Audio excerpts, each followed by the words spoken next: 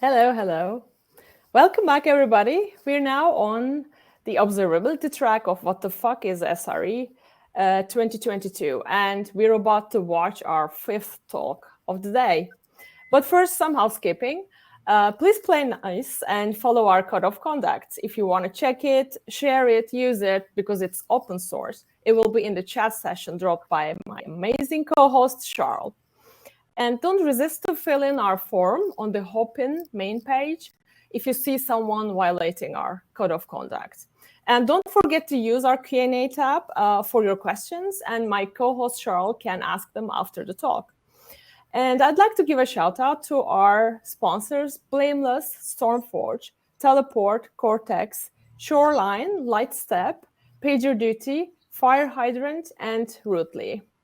Now, I'd like to welcome Julie Gunderson and Mandy Walls for this next talk, Reducing Trauma in Production with SLOs and Chaos Engineering.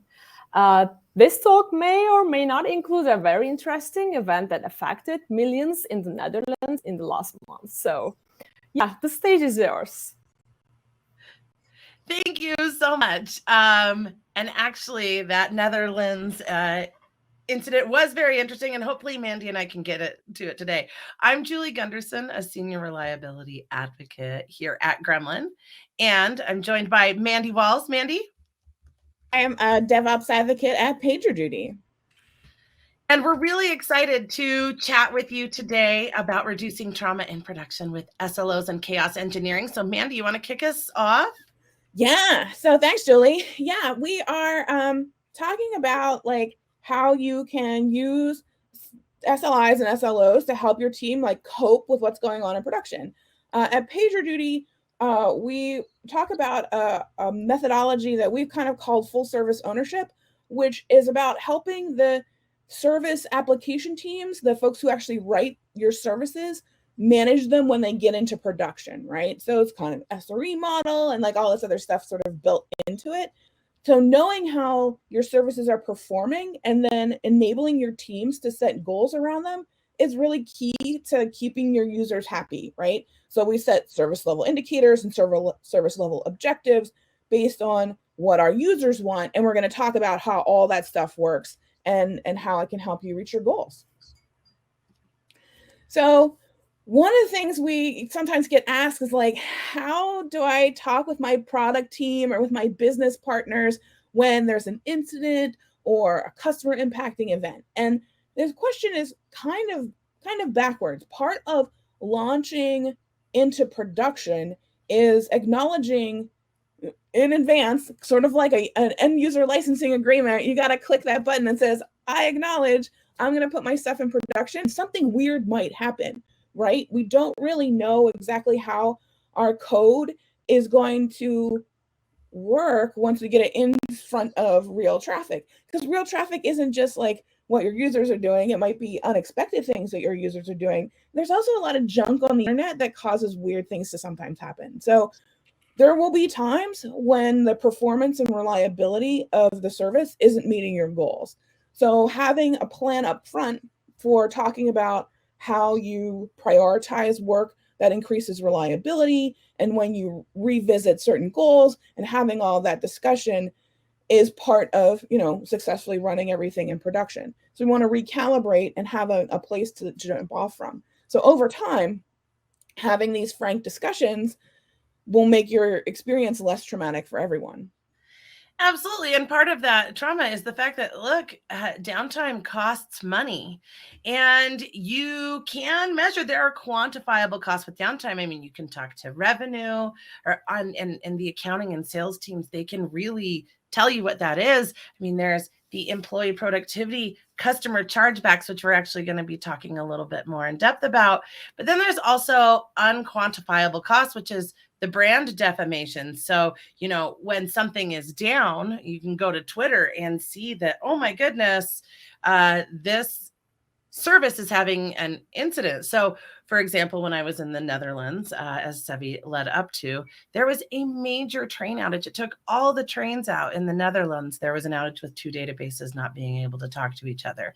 Now, they did a really good job of talking about this on Twitter, and it's not like there are a lot of competitors out there that you can go to when the trains go out in the Netherlands. However, Hulu was down last week, and people were taking to Twitter to talk about Hulu being down, and that could have some major impacts on their brand and on their representation or on their reputation.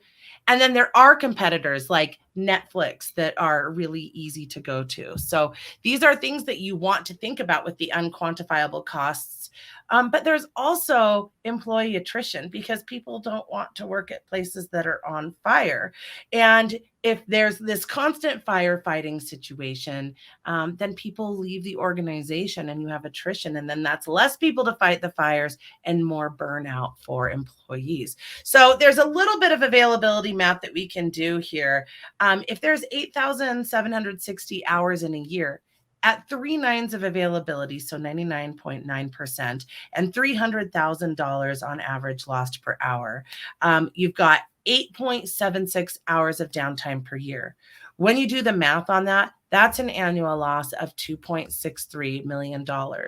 And so we want to think about those. So Mandy's going to kick us off a little bit with some information on SLIs and SLOs. Yeah, we'll start at the beginning and we'll talk vocabulary, right? So when we're talking about these components, I'm going to sort of hand wave over SLAs because there's lawyers involved and contract law when you're setting an SLA for a publicly available service, right? So you'll have some kind of click through where you acknowledge we promise this amount of uptime or this amount of reliability and blah, blah, blah, and those kinds of things happen. But for things that you can set with your teams and things you can work with, we've got service level indicators, which are SLIs, and service level objectives, which are SLOs, and they kind of go together to help you focus on the reliability components of your services.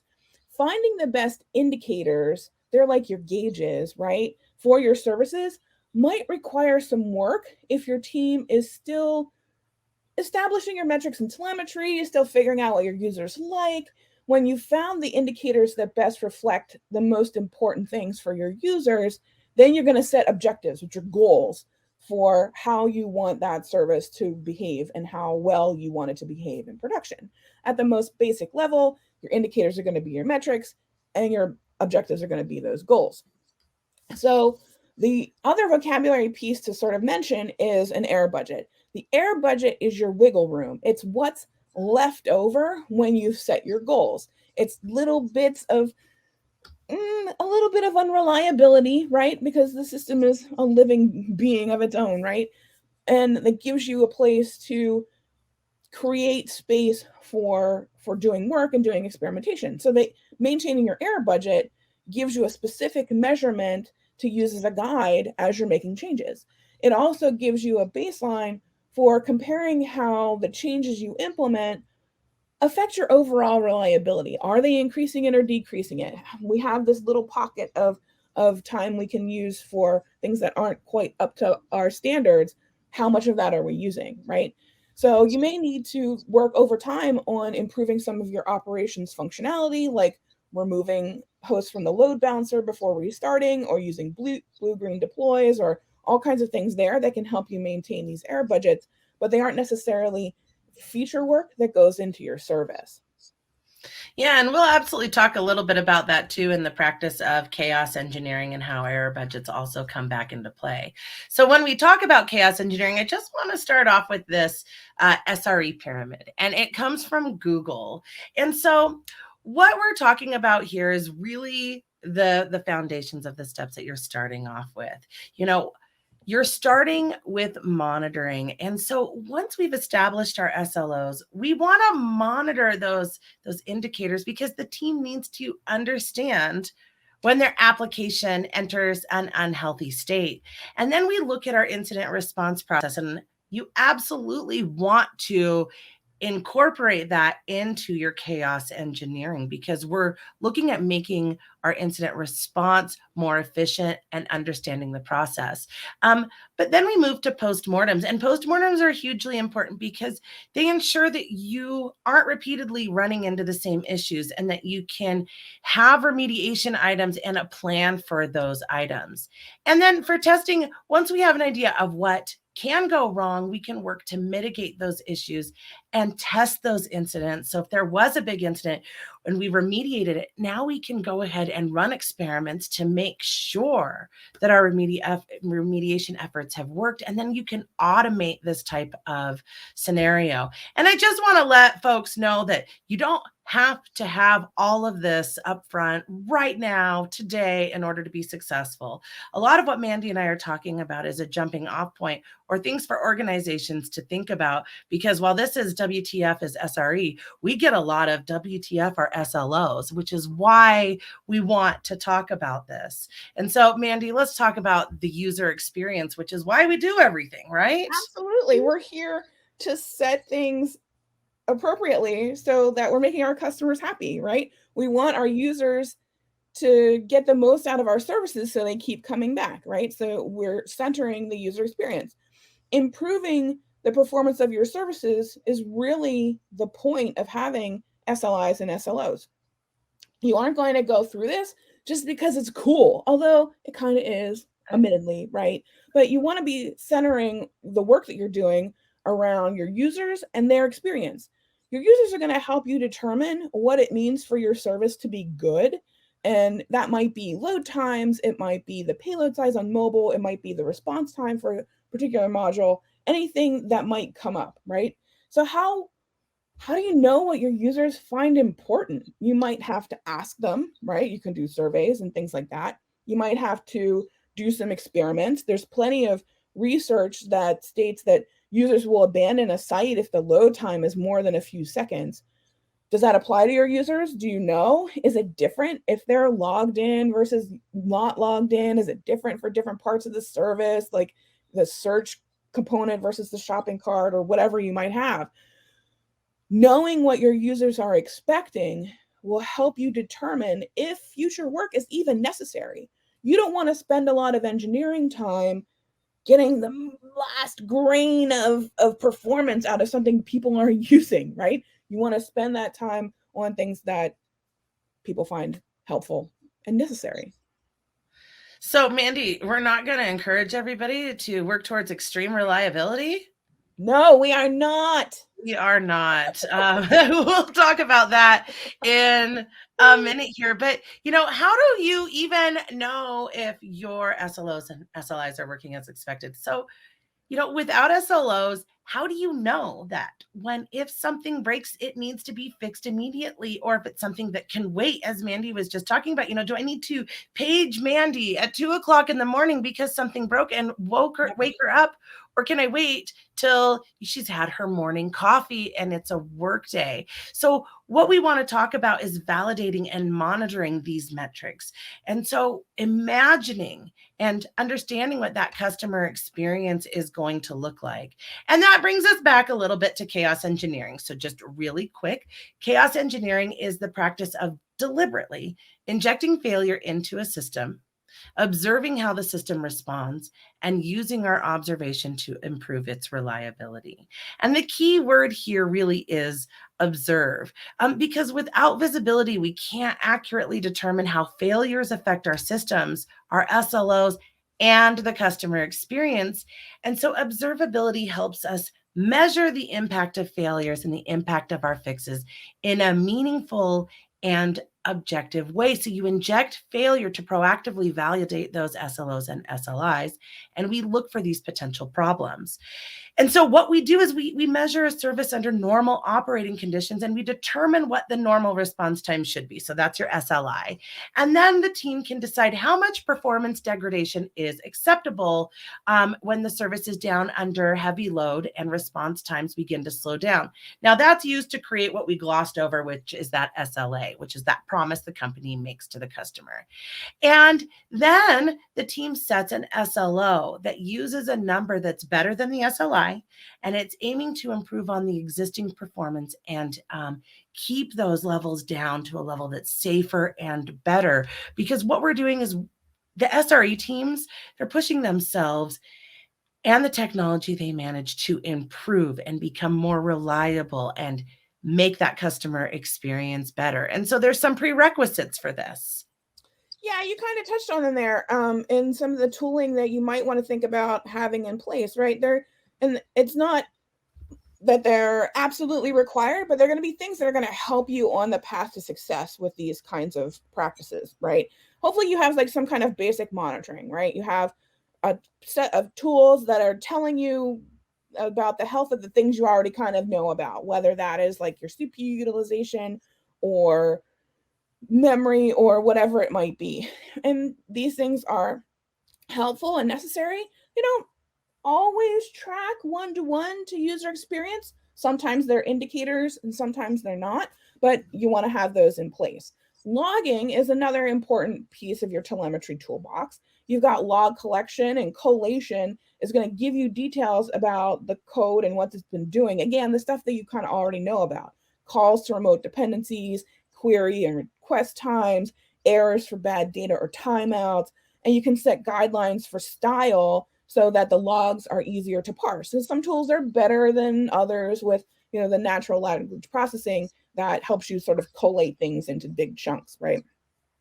Monitoring and logging help with parts of what you need. They're good for looking at the issues in services in sort of isolated ways, but can fall short when you're looking for performance and relationships across and between microservices in a large distributed environment, right? And that's where we come to things like tracing, and as Julie mentioned, observability, right? Tracing aims to help you deal with complexity in distributed systems. You have your ecosystem of all your services. A user request comes in the one front door, and then what happens on the back end? Where does all that request go? And you want to be able to see some of that. And then observability is going to underpin sort of all of these components and give you a more complete picture of what's going on in your ecosystem so that you can make really informed and sophisticated choices about where to put your resources and time to improve the reliability of that service. So monitoring is going to tell you when something is wrong. Observability is kind of there to help you figure out why something went wrong. You want to have your monitoring and your logging and your tracing practices in good shape. You don't have to have an exhaustive list, but at least know how to use some tools to help you sort of debug what's going on as you're doing these reliability practices, as you're setting your SLOs, and then you're working with your chaos engineering practice. And Mandy, you hit it right there, right? You're wanting to make informed decisions so that we're not just shooting in the dark.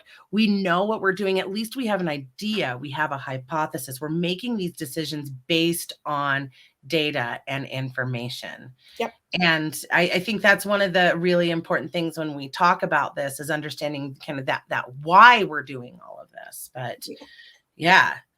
Absolutely. Another big component that we talk to customers about a lot is dependencies, because as we've devolved the monolith, we have services all over the place. Oh my gosh, there's so much stuff going on. And the hard part there is like the success of your SLOs depends on what your backend dependencies can even deliver to you. If you are straight line dependent on a service that is super flaky, your service is probably going to be super flaky too, unless you're doing some real good defensive coding. So if your team isn't sure exactly where your dependencies are and what things you're relying on, setting achievable SLOs is going to be super, super difficult.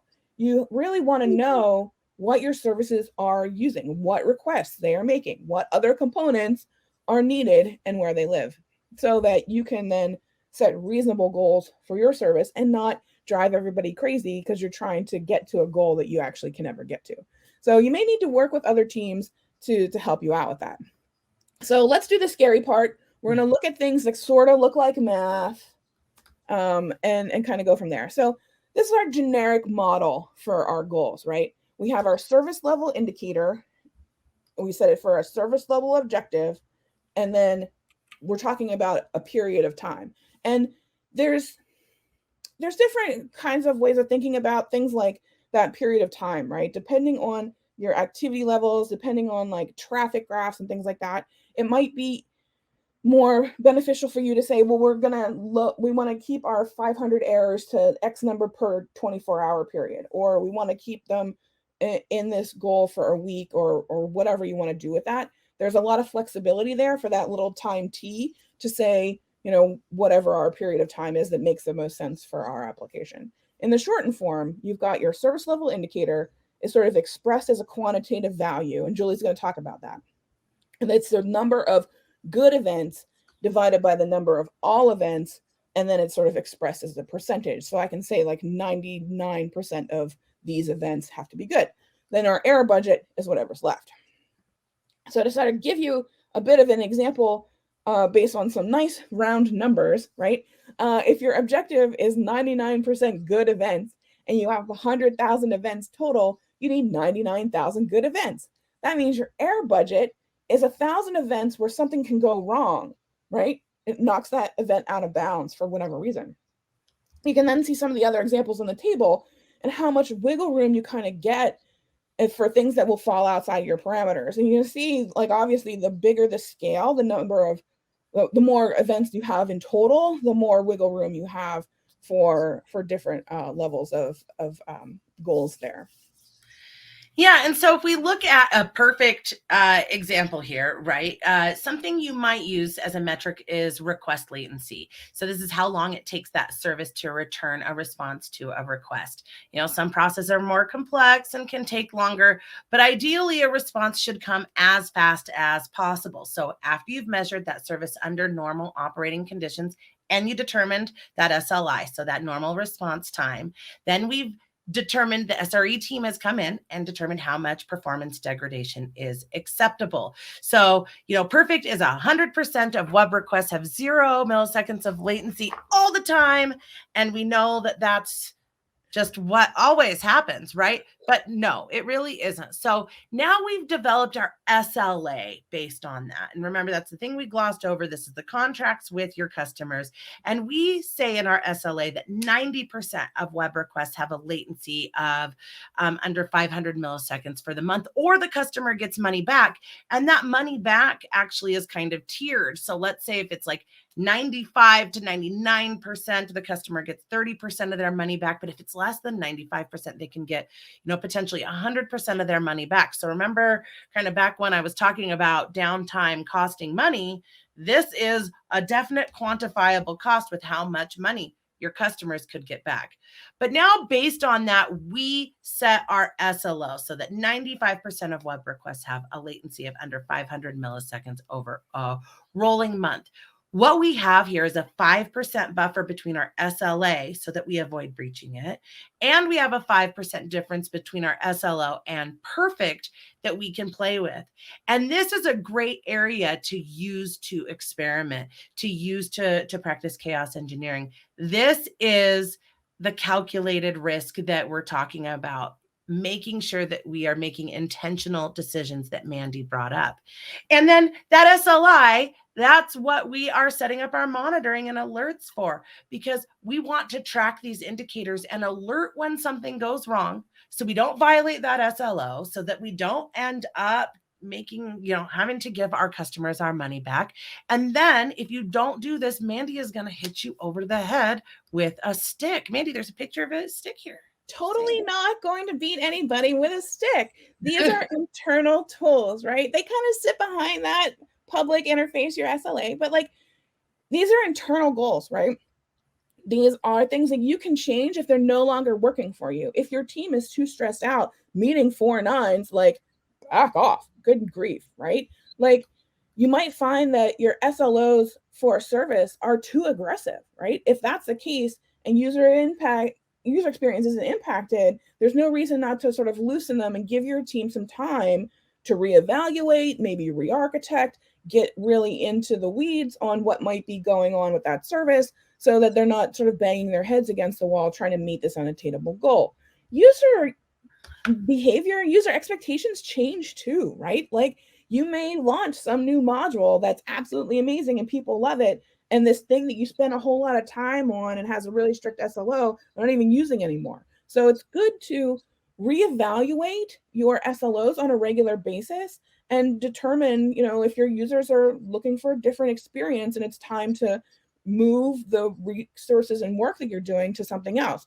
You're going to use these tools to help build your features over time in such a way that user experience isn't degraded. New features that then increase latency or cause more errors are going to negatively impact user experience, and you want to prioritize fixing those issues. These are kind of like non-feature operational requirements, right? They aren't meant to be a cudgel. They're just a way to guide you towards creating the best user experience. The good part about then incorporating chaos engineering into this, as Julie's going to tell us, is that you can shift all of this stuff left and do it earlier in your process. Yeah, absolutely. And I was teasing that. The entire point is you should own your SLOs just like we own our processes. They don't own us. I mean, people's goals change. The pandemic changed goals. It changed SLOs.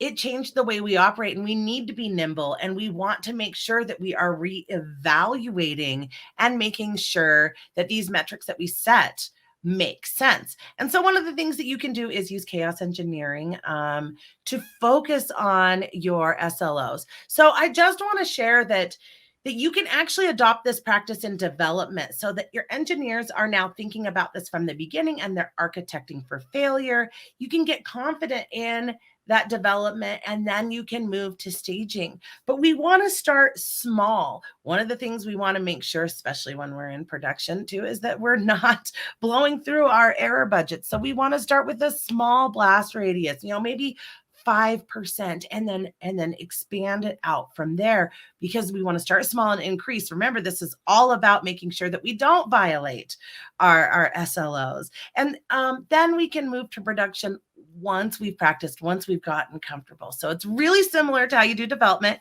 You don't actually have to overthink it. You work iteratively like with code. You move up the environments like with code. People actually know how to do this. And it's just important to understand, what are we evaluating? What is our hypothesis? And ultimately making our systems more reliable. Absolutely. And we've kind of talked about dependencies already, and like how this can play into the whole process, right? Like thinking about how to be more defensive around unreliability in your upstream dependencies, right? Knowing who owns the service. Does that team publish their own reliability goals? If it's external, is there an SLA? Can you defensively code around something? Maybe you load it in a more lazier way. Maybe you cache certain responses. Maybe you put that component in a module that you can just like suppress when it's not performing, right? Do you need to look for alternatives? If you need the service features, can you get them from someplace that's more reliable, right? And you can test all these things with your chaos engineering practice. There's lots of interesting tests to run around those kinds of things. And if you move that stuff, as Julie mentioned, more closer into your development practice, you're not surprised by them when you get to production. And it's easier to change things that you haven't invested all the dev time and resources into if you're catching those things early. Yeah, and I want to double down on that too, because Mandy, I love it when you talk about that, validating and understanding your dependencies. So also understanding critical paths, right? That's the set of components and workflows in an application that's required for the application to serve its core function. Sometimes we might not think that a dependency is actually in that critical path, but then we find out through running experiments that, oh my gosh, it is. So this is something that actually shouldn't affect that core function, but it does. We want to understand those. We want to test for those, and we want to remove potential opportunities for failure out of our workloads if we can. And so we want to make sure that we're, again, thinking through all of this and understanding where our dependencies are, and also learning how to work with the other teams, because that's one of the things that we do as we're practicing chaos engineering. We're learning how to communicate with those other teams and validating the response processes as well. Absolutely. And the last bit, as we're almost out of time here, just to cover a little bit about the other part of what comes into a production service, we've got unplanned work. We call these incidents, right? They might indicate that there's work that needs to be done, right? Part of working through an incident and working through the post-incident process is an opportunity for exploring your SLOs and making sure they still fit where they need to go, right? So you can revisit and prioritize work that comes off a major incident. So that becomes part of your life cycle. You research your user behavior, you measure and monitor for your reliability, you set your goals and your indicators, establish your SLOs, and then work to keep all those things in green. And then it's a living process. You revisit, you reanalyze, you work through it and see how it goes. Yeah, absolutely. And then just to kind of give you all some resources, there's some great talks here today and also at SLO Conf. There's the Google SRE book, which is nice and free and online. Also, you can sign up for Gremlin free. You can sign up for PagerDuty for a free trial. We have some Gremlin certifications. So all sorts of great things there for you. And I think we are right at time. So I am going to stop my screen share and make sure that we can answer any questions that folks have. Yes. Awesome. Thank you so much, Judy and Mandy. That was an amazing presentation on SLOs and chaos engineering. We don't have any questions in the Q&A right now, but I really want to thank you. That was such a beautifully detailed presentation, and it touched on so many important points about the actual key, what we focus on as engineers, and that's delivering a good experience to the customer. Because without the customers, there's no need for us. We've got a couple of thank yous coming in from the chat. It was such an amazing talk. I really, really do appreciate it. Last chance, where can everybody find you on Twitter? I'm at Julie_Gund. Yep, and I am LNXCHK. Awesome, awesome. I'll drop those in the chat for all our followers. And I just want to give everybody a quick shout out. We do have our next keynote starting in a couple of minutes. That will be over on track 1. And further than that, have a lovely day further, everybody. And I'll see you guys back here in a little over an hour odd for site reliability engineering for a blog.